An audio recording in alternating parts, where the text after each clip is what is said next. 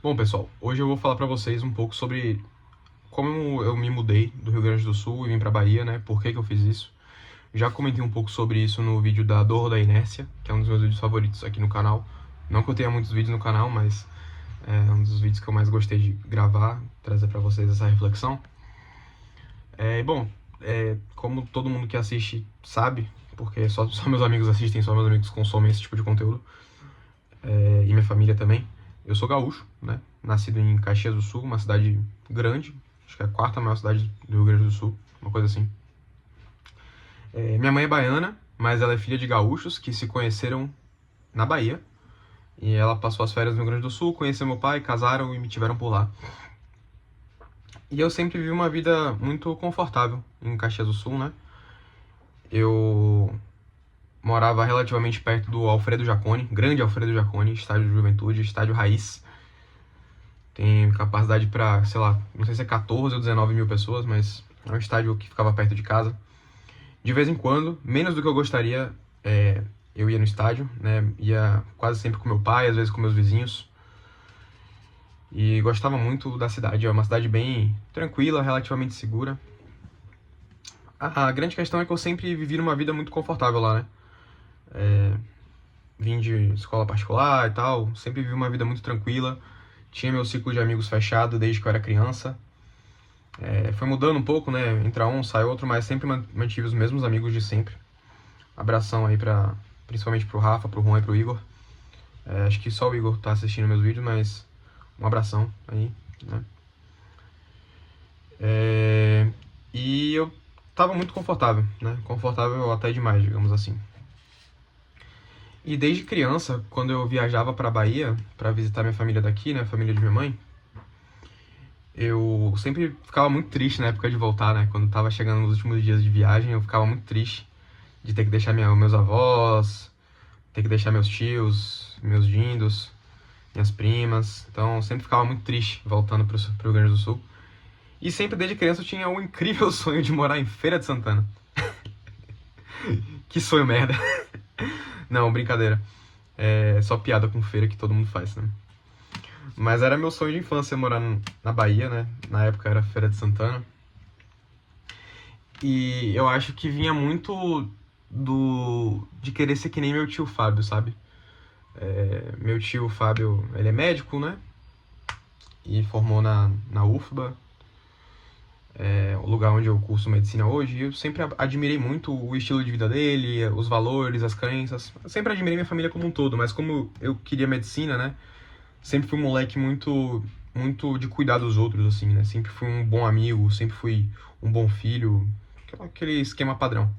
De se importar muito, de ouvir muito e tal. Então, me identificava um pouco com a medicina. E também tinha aquela questão de pressão social, né? Tipo, porra, medicina é o curso, faça medicina e tal. E aí eu sempre tive o sonho de ser que nem meu tio. A moral da história é essa. Meu tio fez medicina numa federal e tal. E meu sonho era. Eu tinha dois sonhos, né? Morar na Bahia e fazer medicina numa federal. Então, por que não UFBA, né? E tava tudo certo, sabe? Minha vida tava caminhando, tinha recém entrado no ensino médio, primeiro ano. O primeiro ano eu passei em 2019, né? 2019 foi o primeiro ano. Foi um ano bem, assim, bem atípico, porque eu era uma criança muito dedicada aos estudos e sempre tive muita facilidade, né? Com estudos e com provas da escola e tudo mais. E aí, no primeiro ano do ensino médio, eu desleixei um pouco, né? Tipo assim, comecei a ir pra festa, sair mais com meus amigos e tudo mais. Deixei um pouco o estudo de lado, parei de ser aquele nerdinho. Eu era o loiro nerdinho que sentava na frente. E comecei a ir cada vez mais pro fundo da sala, até que no final do curso eu sentava no fundão, né? E aí, no primeiro ano, foi um esculhambaço, né? Eu virei da turma do fundão, aí resenha, conversa, pipipipopopó toda a aula. E E aí eu tava relativamente muito confortável, assim, né? Continuava tirando boas notas, sempre tirei boas notas e continuava tirando boas notas, mesmo não estudando tanto, porque não era necessário. E aí chegou o segundo ano, 2020, março, né, abril, pandemia, fechou tudo, a escola começou a ser online. Foi um baque muito grande, né, porque Caxias do Sul é Serra Gaúcha, né, então ficar trancado dentro de casa por 4 meses, 5 meses, foi logo o período que tava começando o inverno, né? E o inverno de Caxias é uma porcaria, porque tem muita umidade, então a parede tava sempre molhada, tinha que ficar secando a parede com pano, deixar o desumidificador ligado em casa. E todos os dias que eu acordava na pandemia, eu olhava pra fora da janela, tava cinza, chovendo, frio da porra, fazendo 4 graus, 3 graus, e usando casaco dentro de casa, e isso eu não gostava, nunca gostei de frio, nunca foi minha praia. Gostava muito mais do calor, né? E aí veio a pandemia, enfim, ensino online, educação à distância, né, EAD, e eu me adaptei muito mal a isso. E eu comecei a ficar meio maluco dentro de casa, né? Eu comecei a surtar. Acho que grande parte das pessoas que moravam em casa fechada, ou isso eu não tô nem falando das pessoas que não tiveram condição de lidar com a pandemia. Graças a Deus, graças aos meus pais, a gente conseguiu passar pelo período tranquilamente. Mas foi um período de ficar em casa, né? Claro. E era um período de todos os dias acordava, frio, olhava pra janela, cinza, cinza, cinza. E minha vida foi se tornando cada vez mais cinza, né? Foi uma época que eu me isolei bastante. Falei no último vídeo aqui sobre criação, que eu queria sempre ficar no quarto, gravando música, ouvindo música também, escrevendo letra de música, escrevendo poema, essas coisas que eu gostava de fazer por algum motivo. Sempre tive um lado meio artístico, assim, que eu acabei abandonando em prol da produtividade. Faz falta, sabe? Mas enfim. Eu tô falando sem nem olhar pra câmera, né? Perdão a todos aí. É que eu não preparei nada pra esse vídeo, só tô falando. E aí eu decidi sair do Rio Grande do Sul. Foi como uma luz no fim do túnel, sabe? Eu tava ficando meio depressivo, quase derrubei o chimarrão. Eu tava ficando meio depressivo e aí eu consegui ir com minha mãe viajar pra Bahia na pandemia pra poder ver minha família daqui, que eu sempre gostei muito, né? Eu amo minhas duas famílias. Sempre me identifiquei mais, tipo, com morar na Bahia, né? Então, ver minha família da Bahia tava atrelado a uma viagem e tava atrelado a coisas boas. Ver minha família do Sul era mais uma coisa de cotidiano, de ir numa cidade vizinha e tal, e ver minha família. Também adorava, né?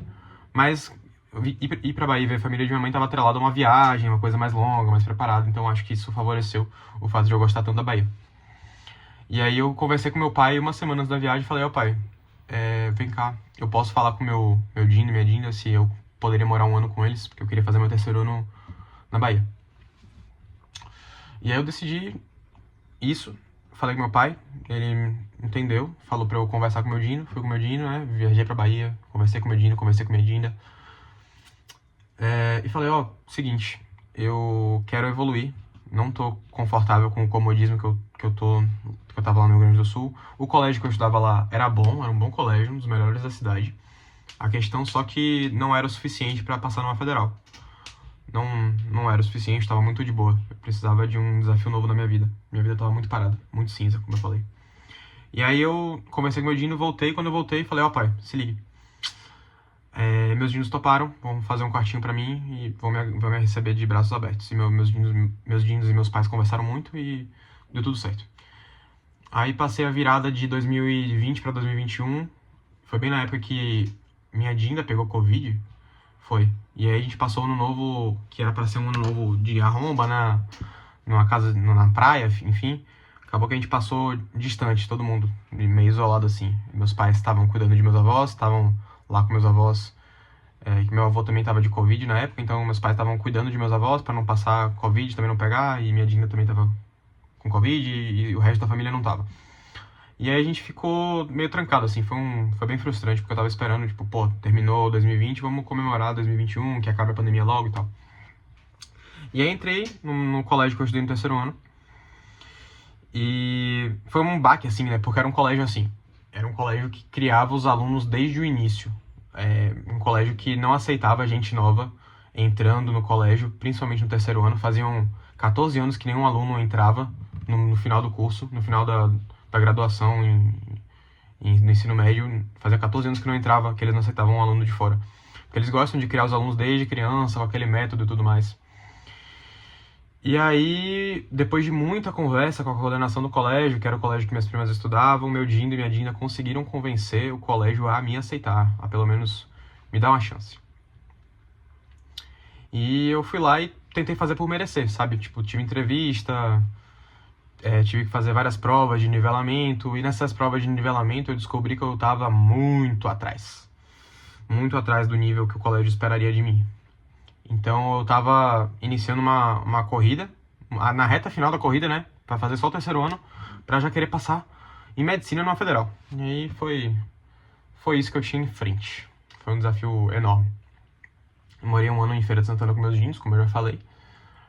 E ainda tava online, né? As aulas só voltaram em agosto, setembro, então só tive os últimos meses de presencial e ainda com máscara, então era um presencial que não era presencial, né? Não tinha um contato. E aí eu falei, quer saber, velho? Eu não sei porra nenhuma de química e física. Eu sou um zero à esquerda em química e física. Eu achava que eu era bom, mas o nível da minha escola antiga é que não cobrava o suficiente. E eles já tinham terminado o assunto de química no segundo ano e no terceiro ano era só revisão. Então eu tinha que dar um jeito de pegar a química orgânica, que é uma parte que geralmente os colégios deixam um ano inteiro só pra química orgânica. E eu não tinha visto isso em nenhum momento, ia ser só revisão no final do ano. E também eu vi que minha base em química era muito fraca. E física, principalmente física, que eu era muito ruim. E aí, na primeira semana de aula, eu mandei mensagem para os professores perguntando se eu podia ficar falando com eles no final da aula. Pro de química e pro de física. Foram duas luzes, assim, na minha vida, né? Eu tive excelentes professores no meu terceiro ano. E aí eu conversei com eles no final da aula e falei, professor, é o seguinte, eu tô muito atrás da galera, mas eu não vou deixar isso me vencer, não. Eu queria saber de vocês se vocês têm uma recomendação de material didático para eu comprar, livro para comprar para estudar, se eu posso tirar dúvidas contigo de vez em quando e tal. E eles me passaram os livros, né? O Tópicos em Física, volume 1, 2 e 3, eu comprei os 3.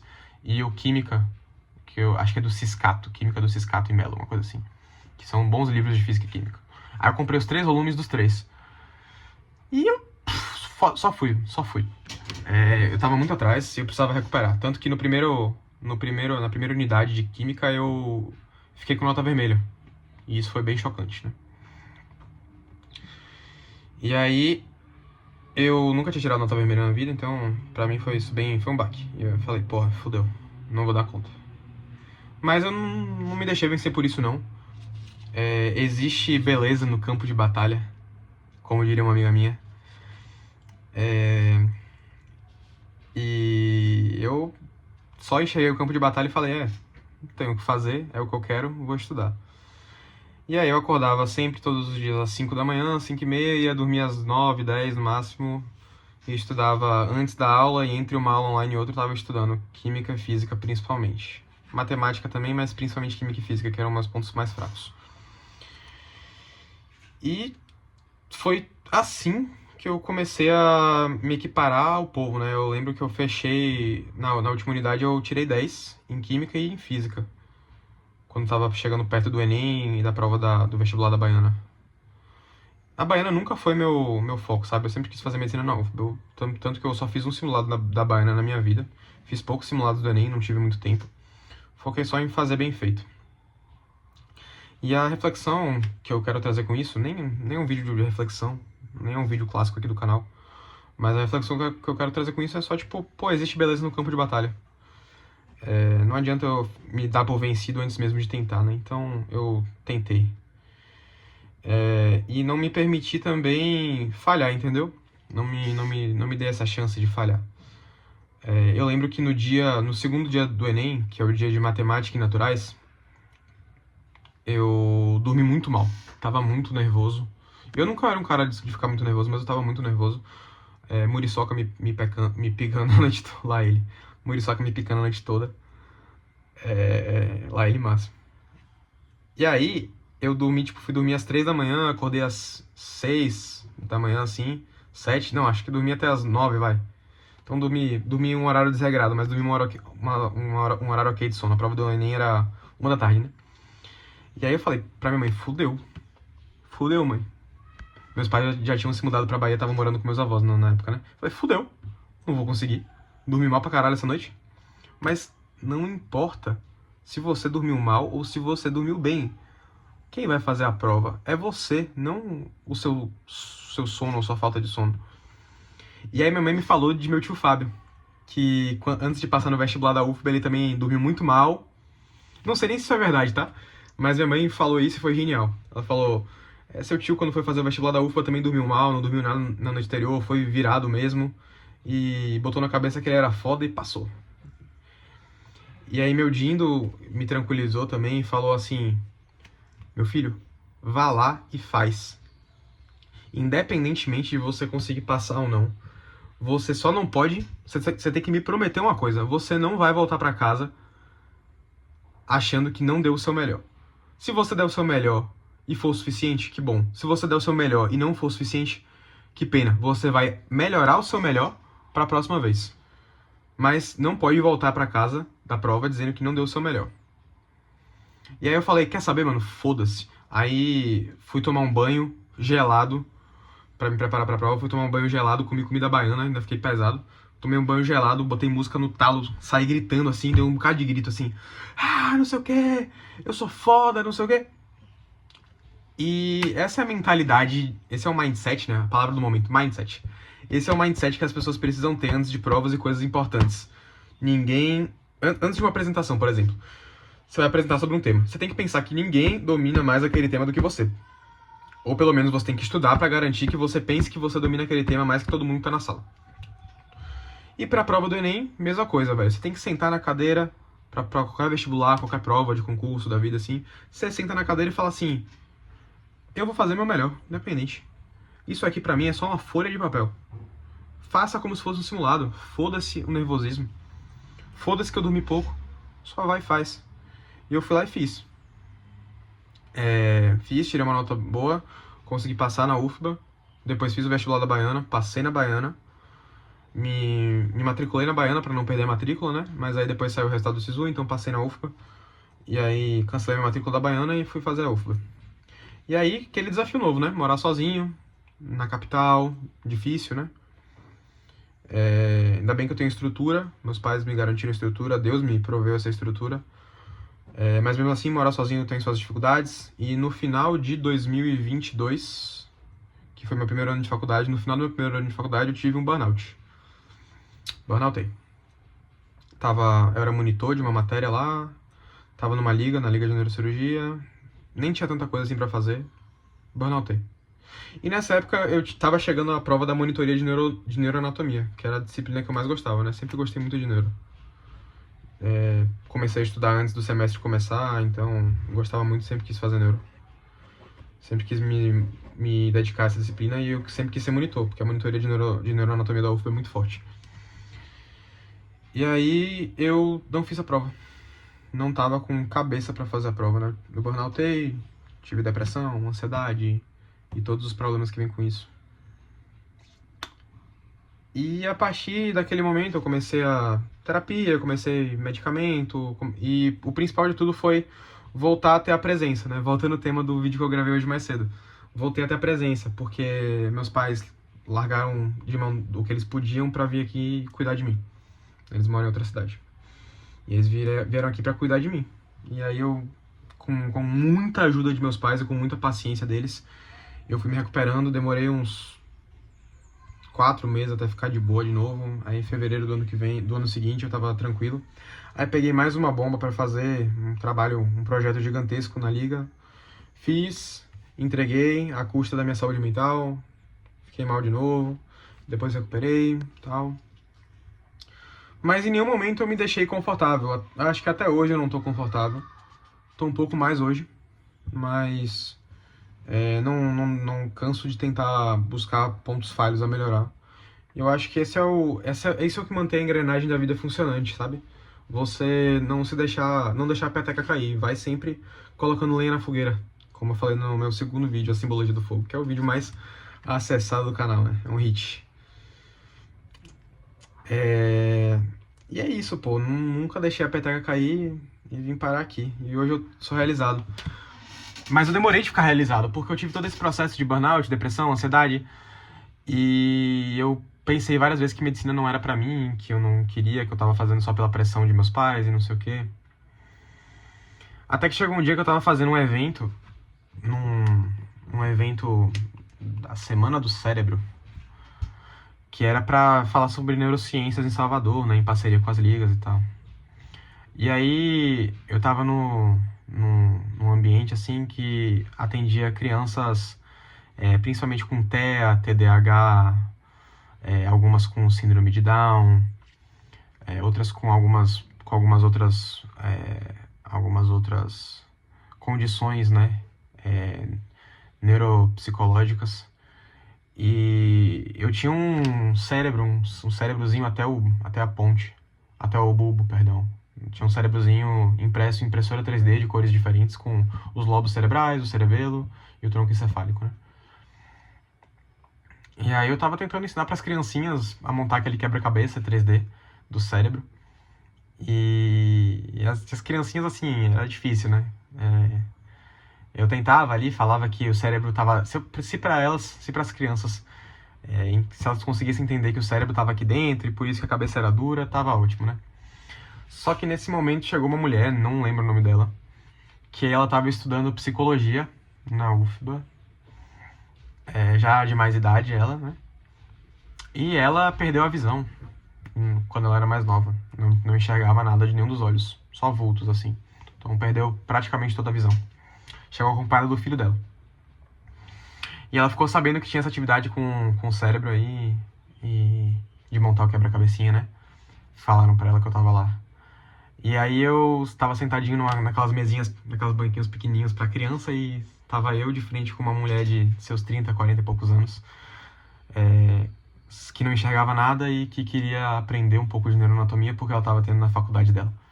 E que ela tinha dificuldade de visualizar as coisas porque era difícil e como tinha um modelo 3D ali, por mais que fosse um 3D falso, né? Tipo, não era um cérebro que encaixava em 3 dimensões, né? Era um cérebro que encaixava em cima da mesa. Apesar dele ter uma altura, ele era 2D, digamos assim.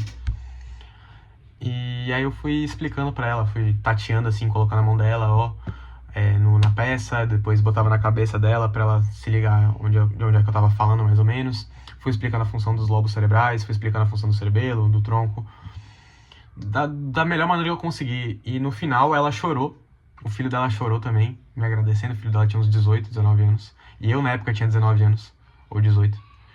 E nós três choramos, porque eu tinha ajudado uma pessoa com deficiência visual a enxergar, de certa forma, né? A pelo menos ter um pouco mais de acesso ao conteúdo que ela estava tendo na faculdade de psicologia dela. E que nenhum livro prepara, né? Só o conhecimento. E a maneira de você passar esse conhecimento para uma pessoa que não tem visão é bem mais difícil. Mas ainda bem que tinha lá um quebra-cabeça 3D para ajudar ela. E a gente chorou. Ela falou, Deus te abençoe. Eu falei, amém, Deus também te abençoe. E aquele foi um dia de virada de chave para mim, né? Eu já superado praticamente completo da depressão, ainda com um pouco de ansiedade, mas o burnout já tinha passado também. A gente chorou juntos ali um pouquinho e eu me emocionei muito. Foi uma das coisas mais bonitas que já aconteceram. E foi só aí que eu comecei a me identificar um pouco mais com medicina, sabe? Ou pelo menos com o papel de educação médica, que é algo que eu priorizo muito e que na liga que eu faço parte atualmente, na LAEM, Liga Acadêmica de Trauma e Emergências Médicas, a gente também valoriza muito, né, o ensino médico. E foi esse momento que virou a chave, que eu falei, pô, medicina é pra mim mesmo. Eu acho que não tem mais muito o que falar não, só um brinde aí, nem se brinda, cuia, mas um brinde aí. E obrigado por ter ficado até aqui. Até mais.